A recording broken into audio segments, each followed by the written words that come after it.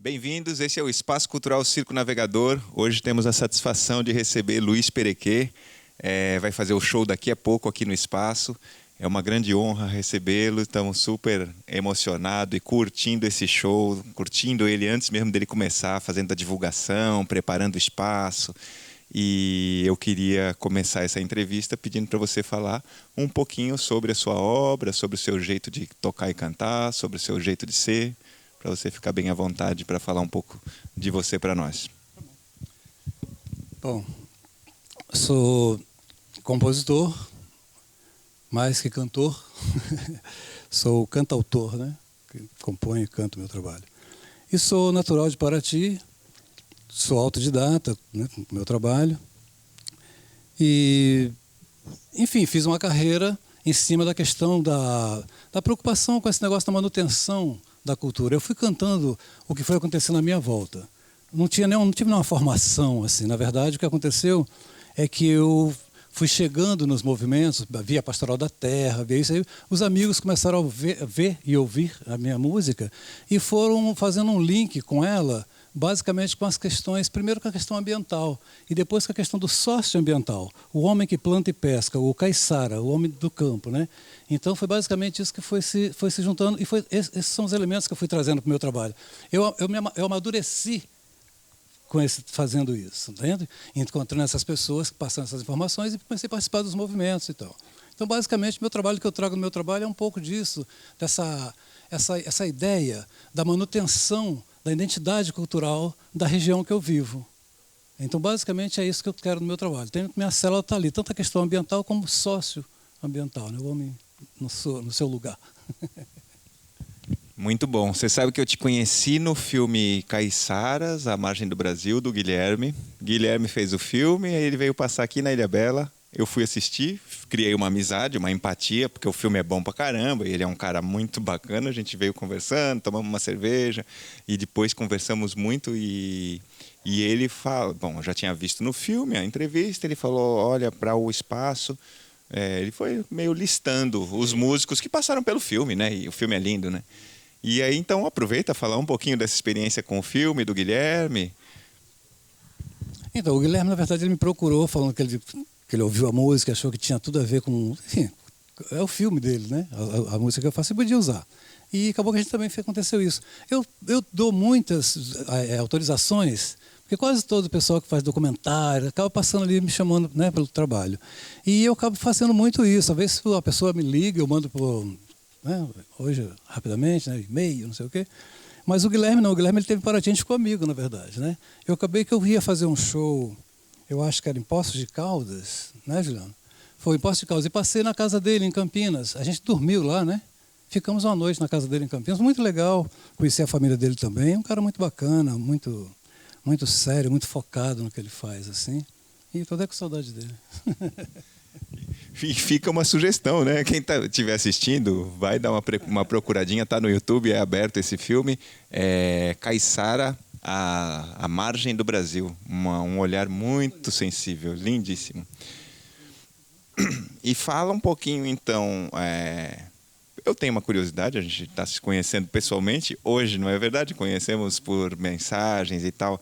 Fala um pouquinho do começo da carreira e de como é que você construiu ela. Você me falou aqui, mas de o que te chamou para as artes?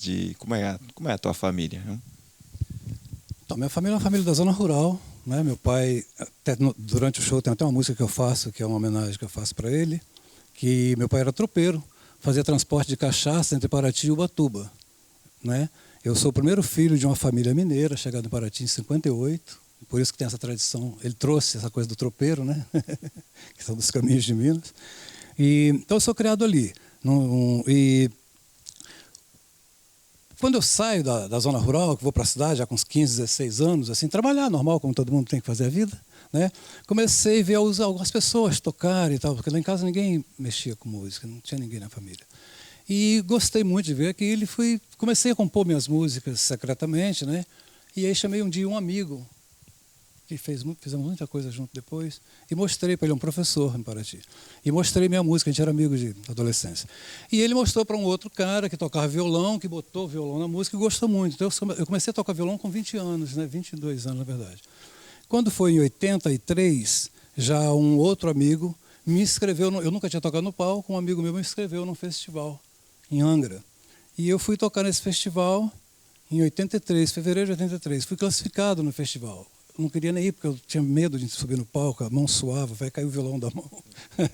E fui, e nesse festival foi super engraçado, porque ali, naquele momento que eu fui um dos classificados, ali caiu a ficha que a minha profissão era essa. Falei, bom, daqui para frente é isso que eu faço. Ali foi que eu assumi que eu ia ter isso como profissão, né? Mas eu já tinha muitas músicas, né? Logo em seguida dali tinha uma outra pessoa chamada Erval, que o Erval me viu tocando e ele fez um link, ele falou, o trabalho que você faz, o tipo de música que você faz, existe uma série de compositores que faz essa música. E me levou na casa dele, lá em Angra, e me apresentou um disco do Vital Farias, um outro do Décio Marques, depois ficamos muito amigos, trabalhei muito com o Décio Marques, assim, a passagem dele pela minha vida foi fantástica, né? Ele me pegou pela mão mesmo assim, o Décio, né? Basicamente, quem me botou no universo profissional foi basicamente o Décio Marques. Ele pegou minhas músicas, gravou, levou para todo mundo, enfim, foi uma super ponte mesmo, né? Então, na verdade, ali começava isso, em 83. Então, eu não sou um músico que passei pela noite, pelos bares. Muito raras vezes assim, que eu fiz isso, né? Por quê? Porque eu sou um cantautor. Eu não tinha muito interesse em cantar a música dos outros. Primeiro, que eu não me considero um bom cantor. E segundo, que eu preciso mostrar minha música. E o bar não é para você mostrar sua música. O bar é para você fazer o entretenimento de quem está bebendo. Maior respeito por quem faz. Mas eu não consegui. E foi isso. Começou assim e aqui estamos hoje. Pois é, eu estava ouvindo a passagem de som e estava admirado, porque eu acho um grande cantor. Não estou puxando o saco. Estava ali... Conheço de música porque vem muito músico aqui, gosto de música, nem tenho uma formação e nem nada que me classifique para falar sobre, mas tua forma de cantar me toca profundamente. Tá lindo. O Raul falou que ele era um grande ator que enganava bem. Pois então, agora a gente sempre faz uma pergunta que é sobre a importância dos espaços alternativos de arte e cultura.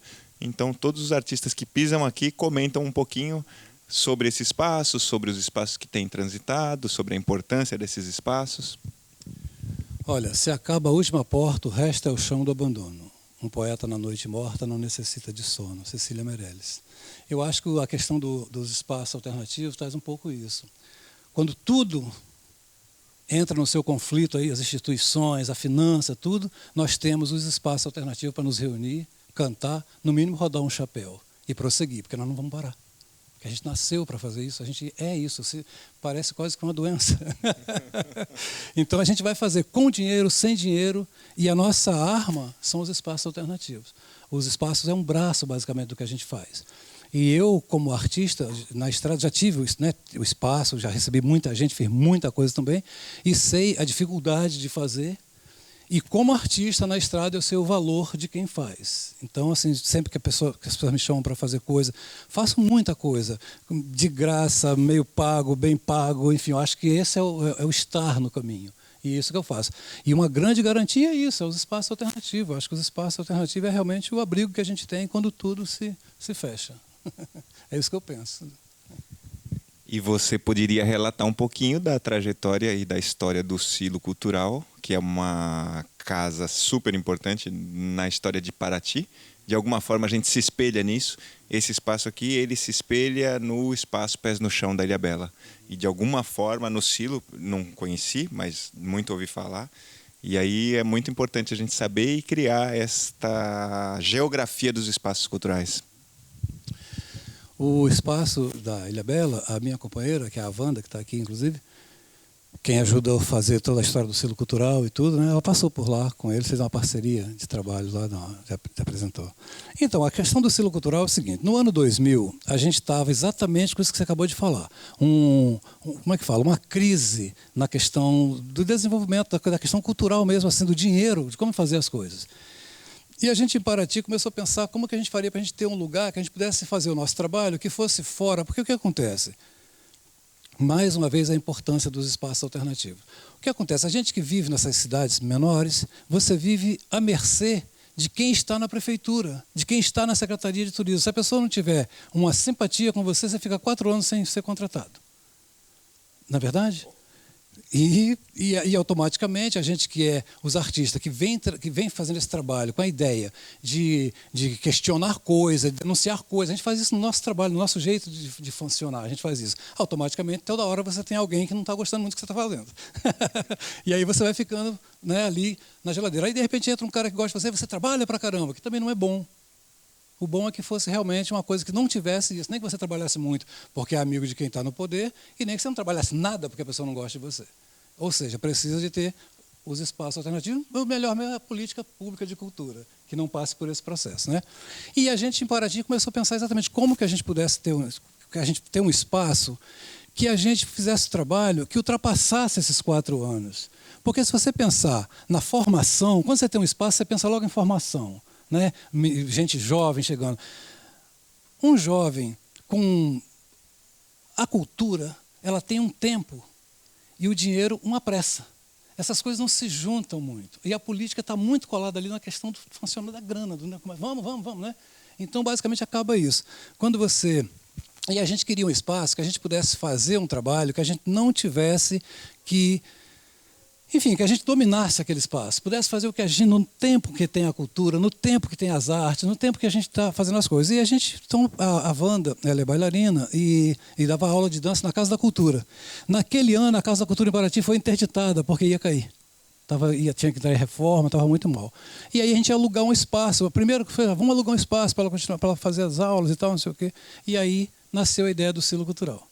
A gente conseguiu um terreno, a gente comprou um terreno, e um amigo tinha comprado em Minas um galpão muito grande, que depois virou sócio da gente no projeto. Um galpão muito grande, e esse galpão, ele falou, bota esse galpão para ser o espaço. Aí foi uma história longa, nós fomos para Minas, fomos desmontar esse galpão, trazer para Paraty, passamos um ano, na verdade, organizando isso, e aí fizemos o Silo Cultural.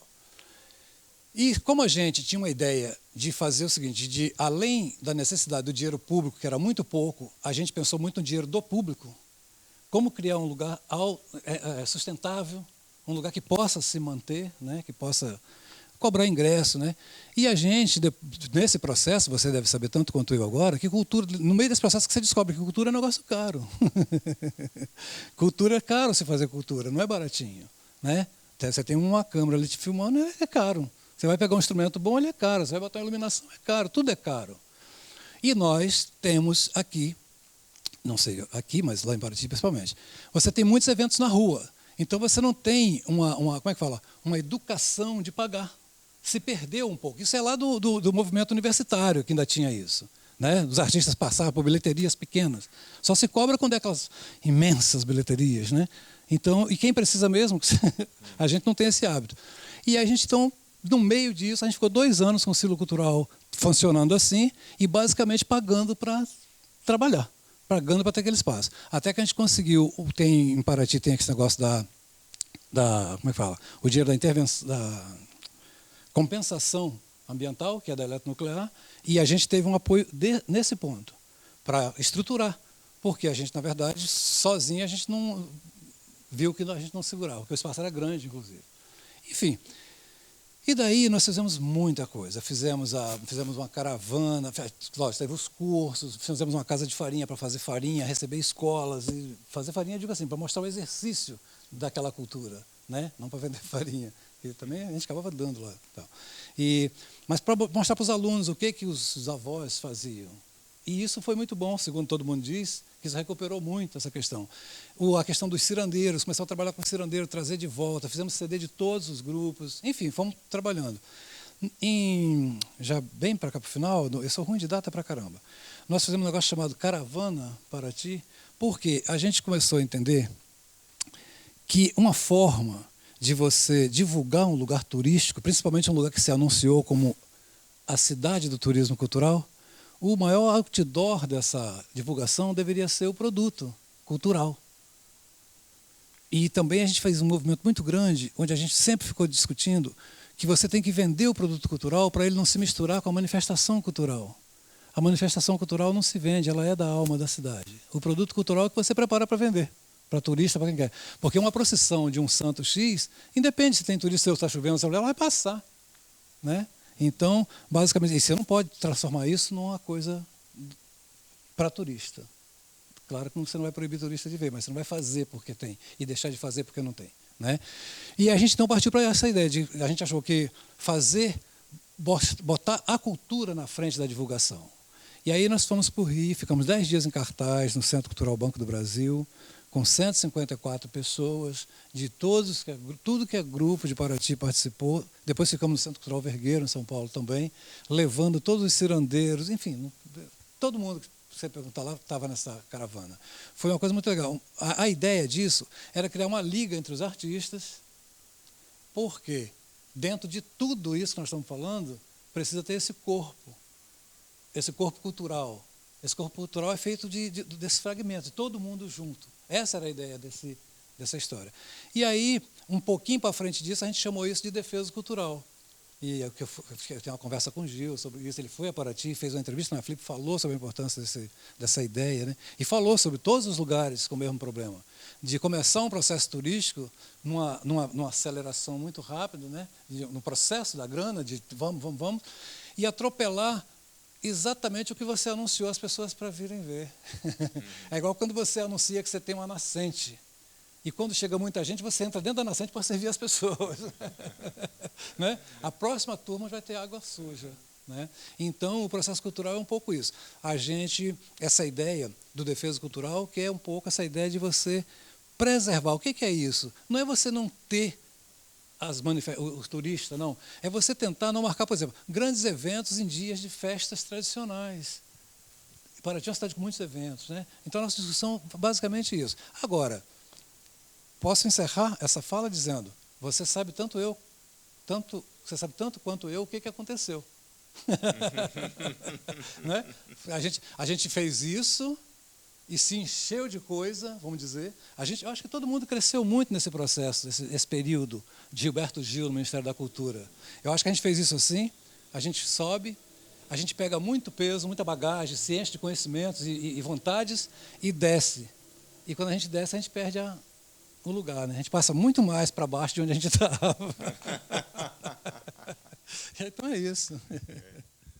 Pois é, só para contextualizar, não sei que dia que vocês vão assistir isso, nós estamos com o Brasil em chamas, governo Bolsonaro, sem Ministério da Cultura, depois de um golpe do governo Temer, onde quase perdemos o ministério e recuperamos, e dessa vez começa uma gestão e que não assegura ao trabalhador que elegeu esta criatura sequer o Ministério do Trabalho, que dirá o da Cultura.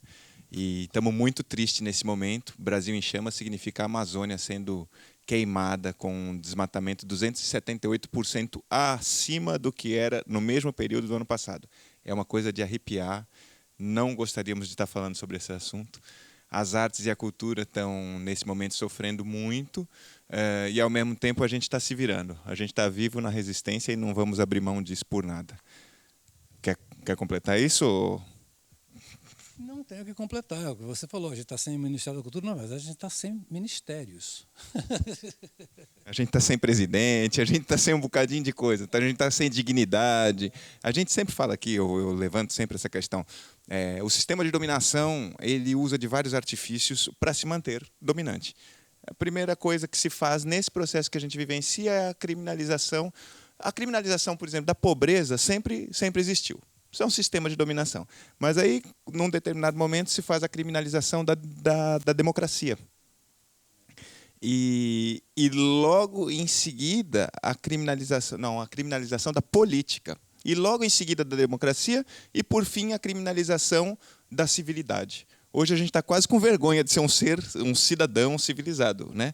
Visto esse mar de absurdos que acontecem à nossa volta, né?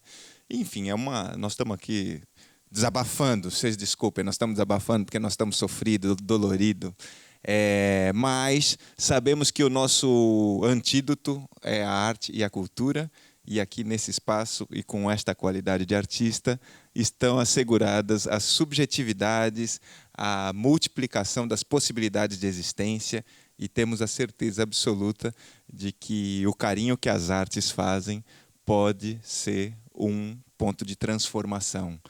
Não temos outra ferramenta para lutar contra a barbárie, senão a nossa forma de manifestação artística. Aproveitando para dizer, eu acho que a cultura, o que a gente quer com o trabalho que a gente faz, é que as pessoas, os jovens, não percam a possibilidade do sonho. Né? Continue sonhando, porque assim, uma hora a gente sai do outro lado, não tenha dúvida. É isso aí. Minha gente, uma satisfação imensa recebê-los. Esse é o Espaço Cultural Circo Navegador. Nós seguimos em frente. Quem curte esse programa, quem pode nos apoiar na divulgação, vai dar uma grande ajuda e vamos em frente. Satisfação em estar com vocês, satisfação em estar com você, Luiz Perequê. Isso aí, vamos fazer a noite. Vamos que vamos. Essa noite vai ter show aqui.